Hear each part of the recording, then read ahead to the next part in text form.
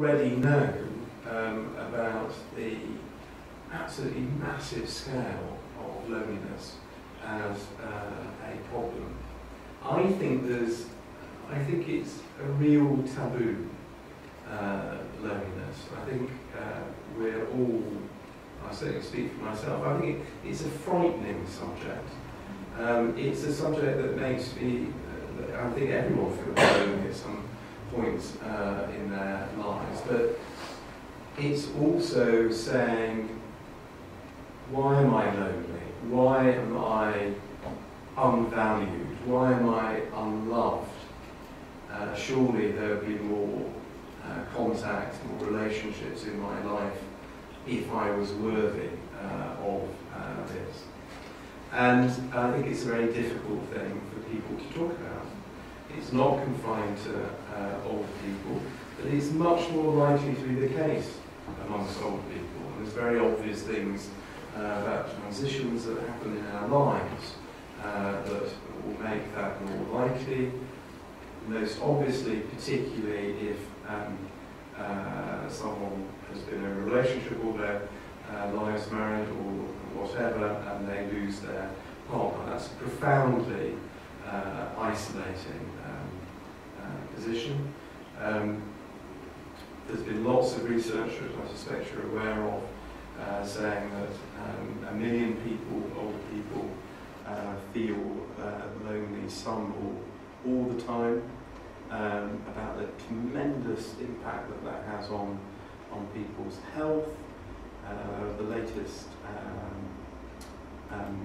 pieces of medical research suggesting that it's worse for our health than obesity and as bad as smoking when it comes to longevity. I think in terms of social isolation that people, or sort of maybe depression as well, that people talk about as being very positive, is having something to do during the week. And that people talk about having a reason to get out of bed. And I think that's all like really positive. And probably I didn't understand that before we started doing this work, and it's interesting what people tell us. But just having something once a week, I mean, they often say, oh, we wish it was more than once a week, but just something once a week that they're coming to is really sort of positive for them. We have the referrals, as I say, it's like we talk about stress, anxiety and depression. We've actually started having a lot of referrals through pain management and also cancer patients recently. And this is particularly to do with some people in the hospital who know the work that we do and really value it.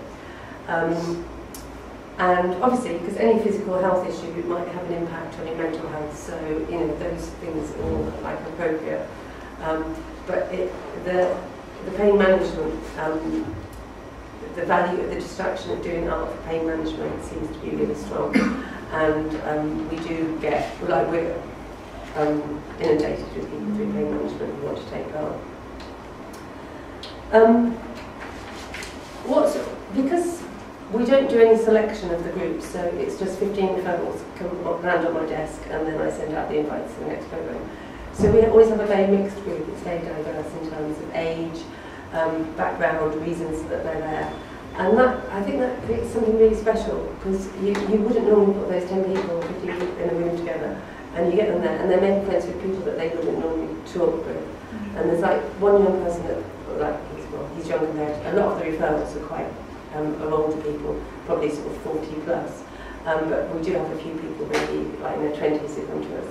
And I can think of one young person who talks a lot about how he never thought he could have anything in common with older people, and how now he knows that he can talk to people, and it's made such a difference to his life because he's really... The differences that you saw in working with groups with people with dementia to working with I think the memory thing, so we couldn't run a workshop in the same way. So normally in a workshop someone would do a bit of a demonstration and then say, oh, we'll get on and do it. And people with dementia wouldn't be able to do that. They need someone to sit by them and talk through every single step with them and remind them of those things. Some people need to be like shown where the paint pot is and things like that. So I think like dementia is a vast thing, isn't it? And the people that come to our workshops, some of them need a lot of support and some of them don't need so much, or need different types of support. But I think what's interesting is that something that I heard one of the volunteers say the other day was, because we did some training for people, and she was saying that when we did our training, we were told that people with dementia can't learn anything new, and she said they've all learned something new, and you can see that they've developed, and they do remember things from the previous week. So yeah, I think. So were they new workshops, or were they an adaptation of the same sort of workshop? So it's I think we do some of the same activities, just we have like set activities that we do, and because some of the associate artists have done the arts and prescription programme, they will have remembered things. But actually, we sent all the associate artists out to come back, to think about ideas and to come back.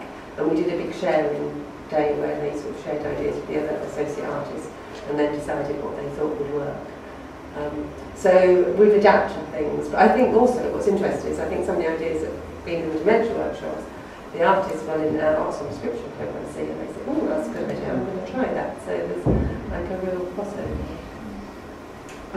Two things to the point about dementia. Quite a lot of our funding is in care homes, and everyone here will know that if you're doing an arts project in a care home, you really need to assume that most of the people involved are going to be living with dementia. That would be whether or not it's called, it's unlikely to be dementia specialist care home. Whatever nature of care home it is, most people will have some type of dementia to some degree. And then the other thing that, so all those artists are having to think through what the possibilities are, enormous amounts of possibilities.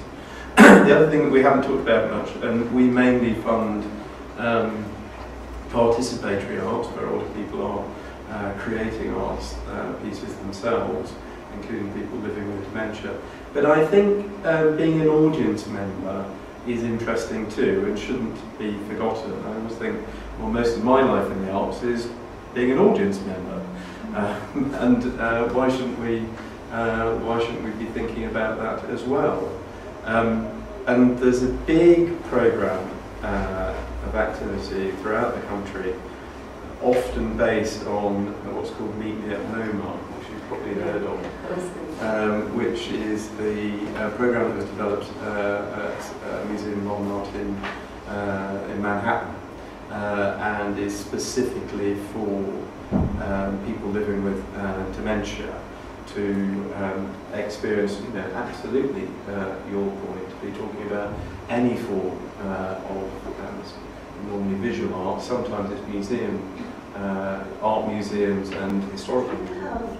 An equal number of men and women, because in my work with the befriending service for older people, it's been my experience that when you visit men, they will say things like, I was at a low ebb when I said to the GP that I felt a bit lonely, but I'm all right now, I don't really want to volunteer. I've never found a woman to say that, and I'm not sure if it's because we advertise the befriending service as a cup of tea and a chat, which is very much a female thing. Generally men don't go round to a friend's house for a cup of tea and a chat as women do. So I wasn't sure if you find... By far the majority of referrals are women. Yes. So normally in the group we might have 10 people, we might have 2 or 3 men. Sometimes no men at all. And it's really interesting because I always think, oh, well, they're going to feel really uncomfortable because there's just, they're just a single man in the group. But actually I think it always works out fine and it's okay. But it is, I think it sort of follows, figures follow this sort of, because men are not very good at seeking help for mental health problems, are they? So I think the sort of ratio that we have probably follows the amount of men that would seek help as well. So yeah, but it's very interesting. We do get a really, the diversity of the groups I think is something that is really, really lovely, and within that, the age range is, so we've had people as young as 18 come, and people up to 80 being referred. But having them all in the room together, working together is really nice. Should I just pick up on that point about in our case, older men. And you are absolutely right. And it isn't very much an issue for the arts projects that we fund. We did specifically fund a report on engaging older men in the arts, because it's so obvious that it is more difficult to do that. There's a really nice report by a guy who was with Gallery in Manchester that goes through a series of suggestions. It's a very beautiful report, it's extremely well done. But I think you put your finger on it, because one of the things he talks about is that the arts, if it's properly, as it were, marketed, if it's properly explained, are quite good because you're doing something. And it's not just what men, of course, are. So, and also giving is very important. That people, particularly old men, do want to do something and to give something. And often they want. So a lot of these programs are trying to emphasise volunteering, that men were contributing to it. Actually, sort of rather stereotypically, some things were more attractive to men than other things. And these are stereotypes, but they tended to be more interested in a good bit of kit. So if there's a nice digital photography course, it's something to fiddle with, and also technical drawing and draftsmanship. There's, I think there's been some really, we fund lots of work in museums, and museums actually can be extremely good ways of engaging older men. So there's a whole series of technical museums that they might be more attracted to. When I was at the Space Science Lab, the thing that really interested me was the conversations. We sort of exploring these conversations with the scientists, and I was asking them about lost spacecraft. Because when I asked people about the spacecraft that they'd lost, and there were quite few for different reasons, the emotion came up. I could hear, you know, the science is a very emotionally understated pursuit very often. But to understand those incredible connections that the people who made the satellites had with spacecraft that are planets was incredibly intriguing. So it was kind of that I was trying to tap into. Well, this event, I got the scientists at Mullard Space Science Lab, which is in Surrey, to give a guided walk around this beautiful garden that surrounded their lab, and to talk to visitors about their experiences. And here, we're in a circle. There's a drummer. So he started drumming, and then we all walked to this place where he was drumming, and quite naturally stood in a circle. And then different scientists talked about launches, and they talk about the sound of the launch being incredibly powerful. And then that was a pretty interesting event, because it made the words of the scientists, the experience of the scientists, it put it to the forefront, the foreground, whereas it had always been in the background of their work. And they were really interested in how that happened and how their experiences became valuable. So I suppose in terms of material of astronomy, the experiences are really are of interest to me, and I think to artists, and the technology, the materials that are used are really of interest. And then the visualities of the images that come from astronomy, both of looking at planets, but also the spectacle of observatories themselves, is also, I think, part of what intrigues me. But straight after this, I went to India, as he was saying, and worked in Bangalore for a long time, for a couple of years, because the Chandrayaan spacecraft had launched. A lot of the work I did was with children. And we might want to look at these as the conversation goes on, because they always bring up their own kind of stories. People notice things. We went to the ISRO, the Indian Space Research Organisation. In 2008, they sent the Chandrayaan spacecraft to the moon, and since then they've sent a probe to Mars, and they've sent up a telescope recently. with some children who lived in slum areas near to ISRO, we went to look at the deep space antenna. So these are some of their drawings of that, which and they did interview portraits. So they drew the people who had made the technology and operated it. So I think they're rather beautiful, these, and so there might be things within those that you might want to look at.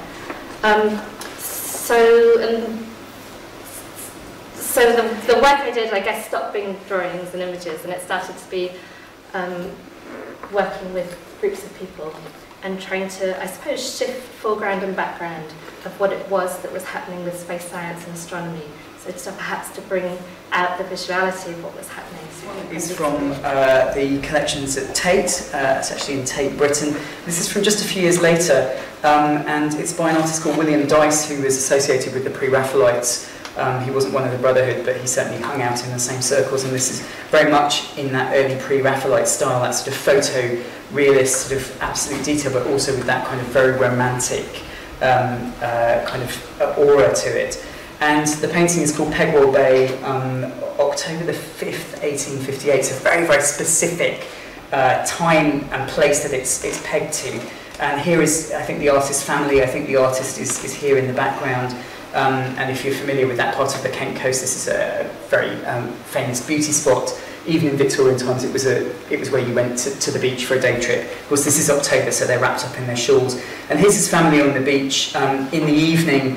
And as the light is fading, the sun is setting, and they're picking up fossils, looking for interesting rocks.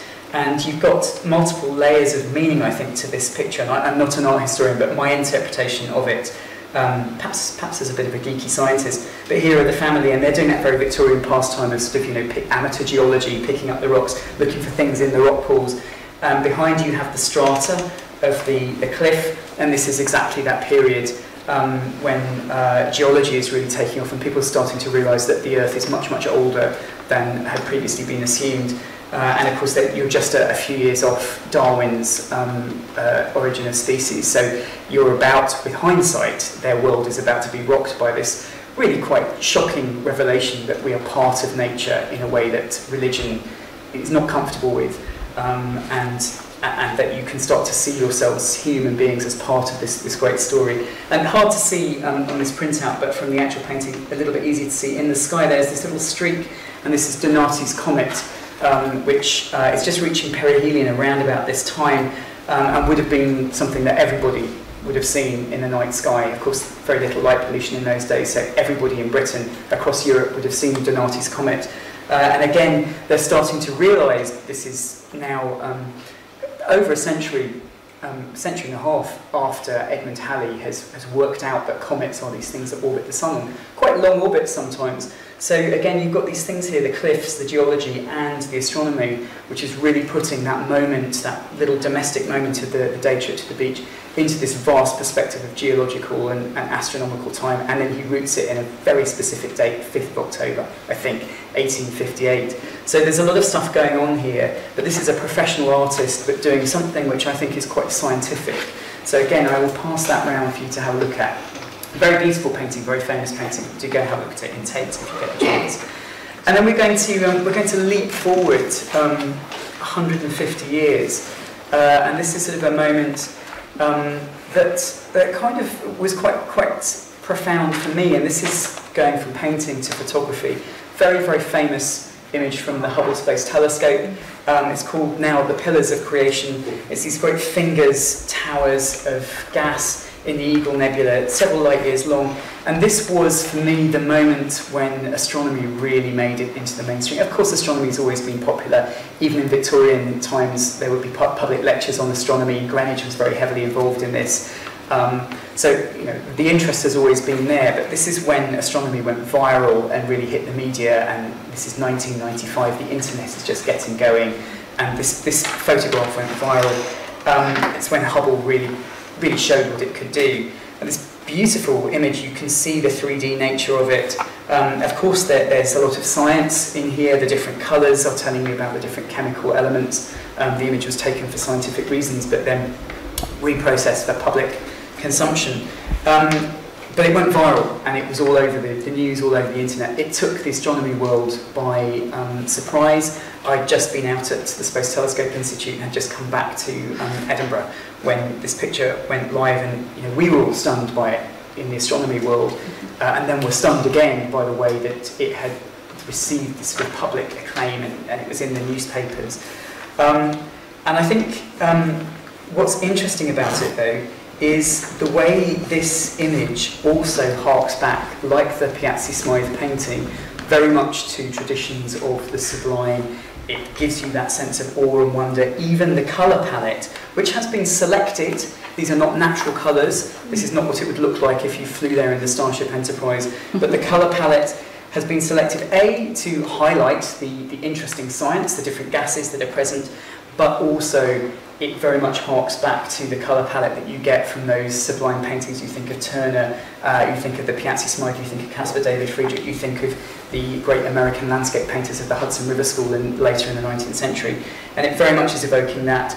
And I think because in order to allow us to interpret the scale of this image, you need to root it in familiar things, in familiar earthly landscapes where we have a real sense of the scale. And so using these colours, the blue for the background, the orange and brown for the foreground, allows us to interpret this as something vast, something that is much bigger than we are. So again, I think at a moment where, with hindsight, the connection between astronomy and art comes out very, very clearly. The early pioneers in photography, Piazzi Smythe, but also John Herschel, were astronomers. They see the potential of this technology. John Herschel, who invents the English word photography, snapshot, positive, negative. So even our language of photography comes from an astronomer. But later in life, he's great friends with Julia Margaret Cameron, arguably one of the first fine art photographers, and they're swapping ideas and tips, and she takes the famous photographic portrait of him. So these connections are wiggling all the way through. And then, in the 70s and 80s, when astronomers want to record light in a way that photographic emulsions and glass plates cannot do, they push a new photographic technology, which is the digital chip, and now we have that. And we all use that, and that's something that astronomers had a very big hand in developing in the 70s and 80s. So again, everyone using a digital camera now is, in a sense, using a tool that was developed for astronomy. Well, so people probably don't realise there's more technology in that than there was in the rocket that went to the moon. Oh yes, absolutely. I was sat there at the control station about a month ago. Were you? Yeah. I believe you can download all of the kind of code from the original Apollo missions from GitHub now. Right. Yeah. Yeah. So, but of course, and tonight is the anniversary, isn't it? So it was the 20th into the 21st of July was the anniversary of the first moon landing. So quite an auspicious evening, I think, for us to be here. You raised a very good point about how technology kind of just pushes everything forwards, and it changes the way that people think, because, not only photography, as you pointed out, I'm thinking also about the invention of, steam trains and Greenwich Mean Time, and how that kind of affected the way that people think about time and travel and distance. And then I think the sort of advent of the internet and the way that these images now can be shared has again changed the way that people think about time. Everything becomes more and more instantaneous with each development. Well, and our understanding. Working with children and scientists from the Chandrayaan mission, it was a fantastic project. We did this 2-week workshop, and the kids got to go to Israel and got to talk to the people who made Chandrayaan, and they got to see the dish that was tracking Chandrayaan. And they made these great pictures. But at the same time, so here's a security guard, he's got a gun. So you have to go past him in order to get inside. And the reason why we were doing this, I was based at this art school in Bangalore, Shrishti, and the reason we were doing it was because we wanted to work with ISRO more closely, but they'd refused. So we kind of went ahead by making friends with scientists, and in a way, it was like you're trying to change things in the world, and you're just an artist, but being kind of insignificant can be really helpful for going harsh undercover.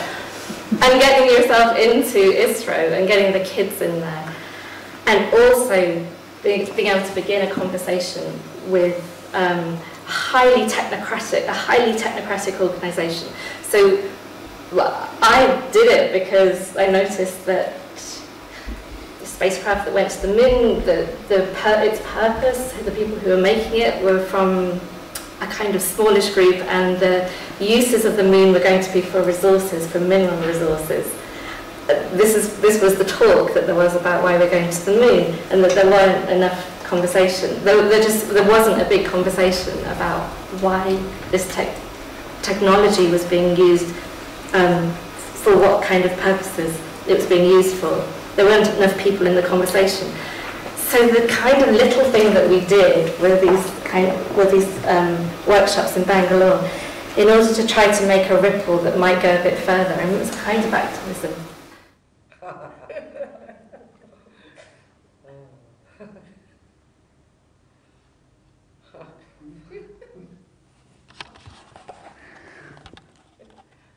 Okay, so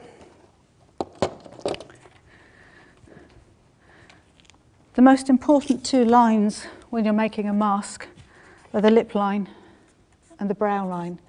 So in these very simple basic masks, they're the ones that have been emphasized. And with just a change in shape.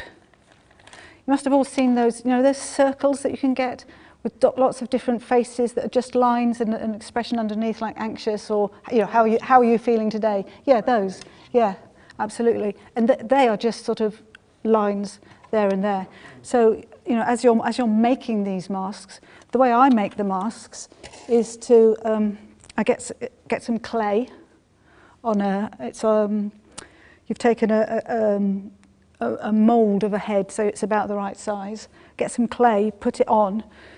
Just play with it until something suddenly speaks to you, and you think, oh yes, there's something there. We use these in actor training to get rid of personal habits that the actors don't know that they've got. An actor might stand like that, and they don't know it. And every character they play can't stand like that. And if you stood like that in that mask, it would really amplify it. And so we say, did you know that you stood like that? And so no, we'll teach them to stand nice and neutrally. So in the classes I go, right, that's you, now go into neutral, now go into the character. Now go back to neutral, now go back to you. So that they really feel that they are not the character. There's a difference, it's them but not them. And it's very useful if it's a very emotional part, to then go into neutral, get rid of the emotion, so that they go back to them and the emotion's gone. And the neutral mask helps train them to find that neutrality.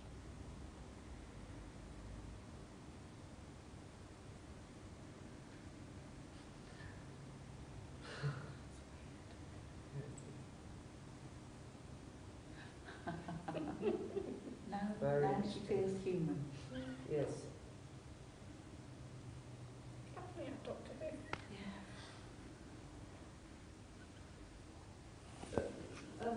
There's something that sort of pertains to my background, maybe my career, that I could pick up on and come in here and then go back, and so we don't sort of just have me telling, because one of the things that I found very interesting was what you were talking about, the neutrality.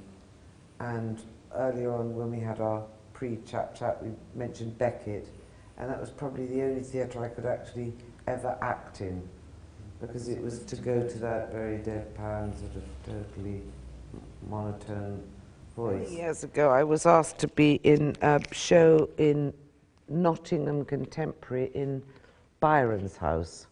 And I was asked to lead a tour, and I actually feel this is a very interesting thing about my sort of status. As a fine artist, I have rather put the cart before the horse, because I have made things for work, but they don't have a status beyond props.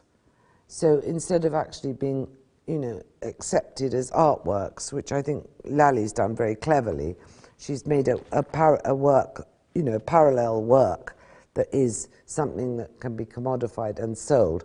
My things, including a handmade Punch and Judy booth, is like, oh, it's a prop. You can't believe how bitter I am.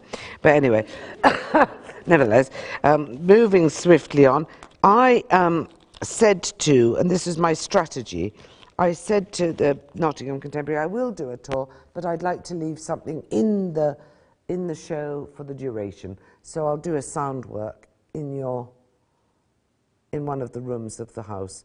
And I thought to myself I'd make interviews with men that I thought are Byronic, because I was thinking of a generation of sort of punk men that were rather Byronic.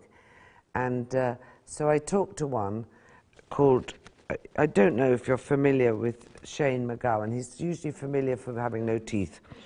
And I didn't want it to be corny, like how many men or women you'd fucked or something like that. I wanted to be reflecting another side of Byron, which was the love of animals. So I got this wonderful conversation about, like, when you have a dog, you've got to know how to shoot a dog, it's like, talking about country dogs, sheep dogs, you don't want the vet to go and give it some nasty injection. So it's a really beautiful voice talking about animals, love of animals, totally genuine. So different voices you can hear in the haunted dressing room of Lord Byron, or you could if you'd gone round. And in the vitrine, full of real Byronic souvenirs, things like a step from his last home in Greece, which I always love. How do we know? The veracity of souvenirs is like almost one of my biggest, points of enjoyment when I go round something, whatever. I could be lewd, but the bed that so-and-so slept in. Anyway, I got very close to the woman, Heidi Jackson, you might know her, who curates the artifacts at Newstead Abbey. And I explained that I wanted to put in these souvenirs. Some would be real and some wouldn't. But they wouldn't be distinguished or known. So my girl tooth went on that. And this was the signage that was Newstead Abbey signage. And I wrote a little text. Shall I read it to you? Shane MacGowan's removable gold tooth. Shane MacGowan, B. 1957, achieved great celebrity as the lead singer and chief lyricist of the London band The Pogues. Drawing on a long tradition of Irish literature, music and folklore, his writing is often as close to romantic poetry as it is to punk invective or street balladry. Born in Tunbridge Wells on Christmas Day 1957, he spent much of his boyhood in Tipperary and became a well-known character around London during the punk years of the late 1970s. He is also renowned for the reported excesses of his lifestyle. This unusual removable gold tooth was designed to replace the first of his famously missing teeth. Theatre, performance, fine art, whatever. There's so many different kind of, spaces we're describing. And, I think that something about, like, say, a Beckett play or even a Stuart Brisley performance, there is a deep, neutrality at some point. When no stage direction in Beckett asks for anything but a negation of the emotion. There must be nothing emotional in the voice. And obviously a performance like Stuart Brisley keeps something almost like The Mask when he performs. It's very serious, very dedicated work. There's no audience connection. So the boys learnt from their aunt, and we've got their letters here. And it's all very, very touching stuff, in fact, because this is one of the last letters that was written by Digby in May of the year he died in 1915. And he's writing about his last time here at Coatspatch to his brother Rowley, who's my mother's father. And it goes, sorry, we went out. I want to find the bit about the tree creepers. There were Oh, we inspected all the birds' nests and were much disappointed to find a coal tit instead of a marsh tit in the nesting box in the Congo. That's a wood down the way. There were 2 very nice woodpecker holes in a beech tree at the back of the churchyard, which we longed to get at. The tree creeper at the doorpost of the schoolhouse, here, was going strong. I've changed my address and gone to camp at the address on top of my letter. So this is still with the association of place, the detail and knowledge of the environment is something that really comes through the archive here. And if you have time later, you can see Lucy's pictures. This is a replica of Lucy's pictures that she took in one section of the book at the back, and then there's a picture of her there. So I'll leave that on the side because we can't quite handle it all at once, but also this is a photograph that Lucy took of Fred and Digby before it's about 1910, it's before the First War. So that's them here at Coates Batch. And this is a score which was composed by a cousin of my husband's. So it's nice to have new family connections. He was very moved by their story and has put a cycle of World War I poems to his music. So that's something that we hope to be able to sell through the CET at some point soon in the future. So that's draw 3. And yeah, so you can look for these details in the archive. It all depends on interpretation. We can construct our own history, we can take our own part on the stage and communicate with the future, in fact, through our work, as much as engaging with the present, through art, through the tactile, and through all that, the knowledge and the textbooks that will follow. We've got an incredible goldmine of social history and hundreds of years of religion and education represented in the archive, and really art is an incredible access So the point. general question that I ask myself, why should it be that there is clearly a great interest and perhaps growing interest among artists, contemporary artists, in actually exploring things like archives and working with, let's call it history rather than simply the past. It's a different thing when you are simply, when an old thing has some aesthetic appeal to you, for instance, or when, as the American critic Rosalind Krauss beautifully put it, when the thing is no longer useful, and she says that it becomes a kind of inspiring material for art because obsolescence releases the thing from the grip of utility. Art is useless. It has a purpose or function, but its function is its uselessness. And old things somehow are kind of halfway there because they are no longer useful for whatever purpose they were, whatever their purpose originally was. And that in itself sounds like that should be sort of good enough reason, but that's not quite the same as working with history. Archive is not simply a pile of things. Archive is a system of classification, and therefore archive is a system of is a mode of interpretation, and therefore, archive is a kind of halfway house between the past and history.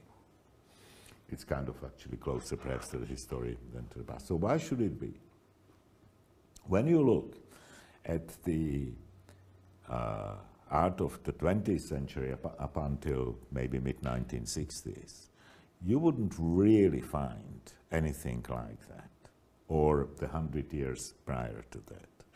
There were, of course, at the beginning of that sort of period that we now describe as modern art, there were historic paintings or whatever, but that's sort of which often I imagine must have used some kind of you know, information sourced from somewhere.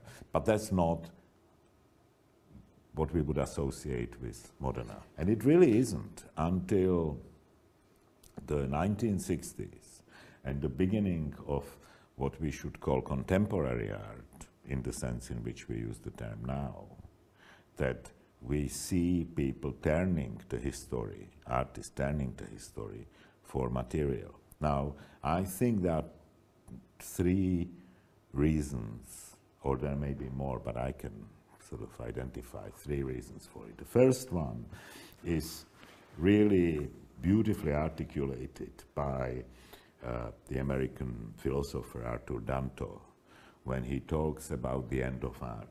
He says the art, it has not ended like in the way, you know, you turn off a light, finito, end of story. But it may have ended by now. And it may have nevertheless ended. And he says it's not that art itself has ended, but a certain narrative which begins perhaps in the 15th century in Italy or in Flanders, and then kind of turns in the late 19th century into modernism. And you can find a fairly linear kind of development of certain sort of visual and plastic and aesthetic and philosophical interests. And that narrative sort of ends with high modernism and with conceptual art, especially with conceptual art, which I personally see as a kind of culmination of high modernism, where, you know, the story is passed on onto philosophy, where the artwork no longer has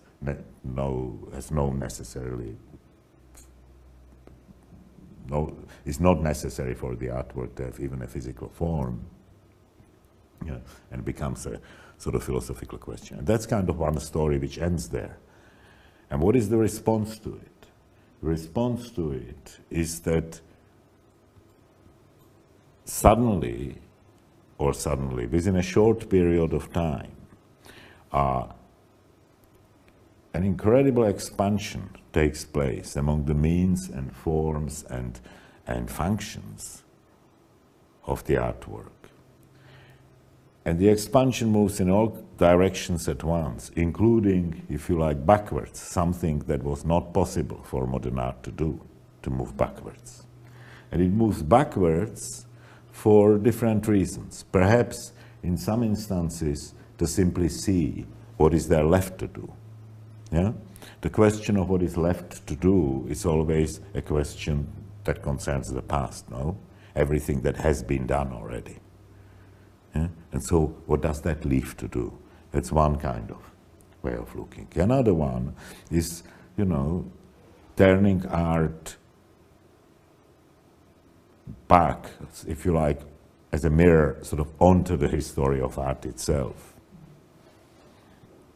And then perhaps onto a kind of, through that onto a broader history. And this is, I think, somewhere there is the kind of beginning of that interest in actual historical evidence, archives, and so on.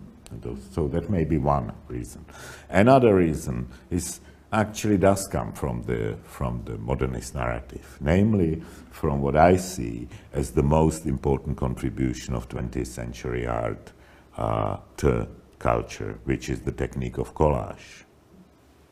And that by technique of collage, I don't only mean the kind of, you know, collage in the kind of literal sort of sense, bits of paper glued together as exemplified and pioneered by the surrealists or artists like Kurt Schwitters and so on. But generally, the combination of sort of pre-existent material, yeah, into something sort of new. And this technique now, you know, can be seen as a kind of paradigm that has sort of extended onto things like installation or you know, I don't know, multi-screen sort of moving images and all these kinds of things.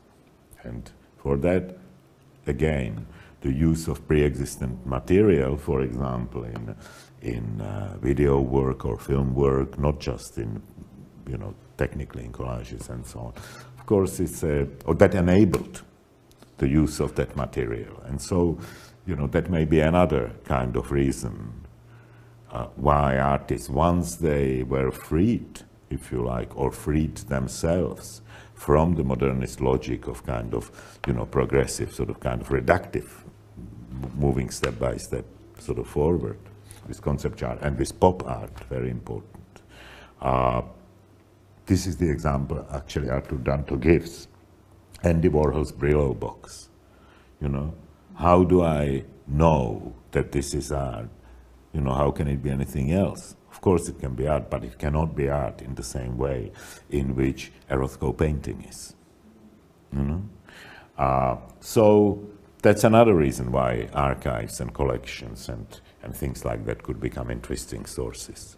And the third one, which is something that I am very sort of, let's say, skeptical is perhaps too strong a word about, but I have some minor problems with it. And it's to do with education at both the kind of basic level and at the high end. And it goes something like this. Since, or if we take it, that the narrative of art, as we have known it until the late 1960s, early 70s, has indeed ended. And if it has been established simultaneously by things like the Brillo box or works of conceptual art proper, that there are no reliable formal or material or methodological criteria by which we can distinguish the work of art from any other thing, then we can no longer teach by example, because the example can be anything, because there are no criteria. And if we don't teach by example, we start teaching by, if you like, through theory. Theory becomes, with a small t, theory becomes the entry point, if you like, into the production. The pieces that we make are not static linear pieces, they constantly change. So if you, for example, take a 7-note melody, the way that we record that 7-note melody is in tiny fragments so that they can change dependent on the condition. So humidity might go up and extra notes will be introduced to the melody. And when you extrapolate that across many, many things playing all at the same time and have a kind of harmonic system binding it together, you have a piece that constantly changes but can retain a sense of form and harmony. And I think we did that quite naturally to solve the problem of how to work with real-time weather conditions. But that really, really informed the way that this piece came about. And Living Symphonies was really a kind of culmination of all of those ideas, in effect. So the concrete next steps from that then, we started speaking to the Forestry Commission about working together to create this project. And the big question was how we can portray each of these forest ecosystems differently within this kind of sound installation concept. So the goal was to make a piece of music that is installed, as it were, within the forest, that takes all these ideas of non-linear composition and self-organisation, but it's essentially, from the point of view of the visitor, it is as if the music is emerging from the forest, basically. You walk into the forest and you hear these sounds emerging from the trees, played from speakers and played in real time as well. It's not, as James said, it's not a recording, it is music that is being generated by the system. But we wanted to create it in such a way that it both responds to the site, but is the same piece of music, it has the same spirit to it, it's built from the same parts, just as every forest is grown from the same parts. You know, you get commonalities, fungus and moss and birds of prey and so forth, but we wanted to represent each site differently in its uniqueness. And the way in which we did this was by working really closely with ecologists and wildlife rangers from the Forestry Commission, going to each site one by one, and then studying the forest in depth. So we spent a good number of weeks going back and forth to each of the forest sites and starting to understand for ourselves really what makes each of these forests different. Because I mean, when we first started, we would have been hard pressed to understand the difference between the kind of birch heath and the Cannock Chase and then ancient woodland of fine shade. But after we started to work with these ecologists, we understood the sites better, and then we realised that we'd have to go that little bit deeper, select a location within each forest that kind of exemplifies what gives it its character, and then look at it really closely, which meant doing a survey metre by metre. So we ended up with, we alighted upon the kind of notion of having 24 speakers in total over these 30 by 20 metre areas. So there were speakers on the ground, embedded and hidden there. There were speakers at kind of head height, and then a range of speakers across the canopy, which enabled us basically, in effect, to place sound anywhere within that 30 by 20 metre area and to move sound anywhere. Where's the recording? Yeah, so we've got a couple of sound recordings. So, as we explained, so each different piece of instrumentation within this recording, maybe we'll get a chance to play a couple of recordings, they're only about a minute long. But if you listen out, each different piece of instrumentation represents a different species within the forest, and then collectively you'll hear them kind of harmonise and generate counterpoints and polyrhythms between them. So in this one, so as not to talk over it, there is the core sort of strong violin motif within. This is Cannock Chase, I think it looks like, yeah. Yeah, so this is Cannock Chase, which is very is in Birches Valley, so it's very dominated by a whole set of silver birch trees in effect.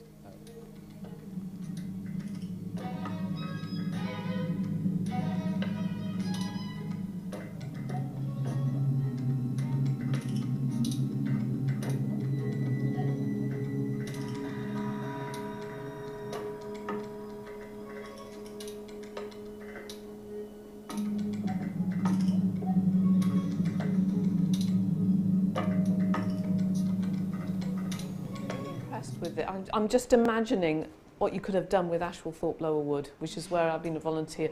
It's a nature reserve owned by the Norfolk Wildlife Trust, and it's an ancient woodland about 10 miles south of Norwich, and its name, Ashwellthorpe, comes from the Vikings, for whom the ash tree was sacred. In Norse mythology, the giant ash tree, Yggdrasil, was looked after by some Viking goddesses, Norse goddesses, the Norns. The 3 Norns used to pour holy mud and water on the ash tree's boughs to keep it healthy.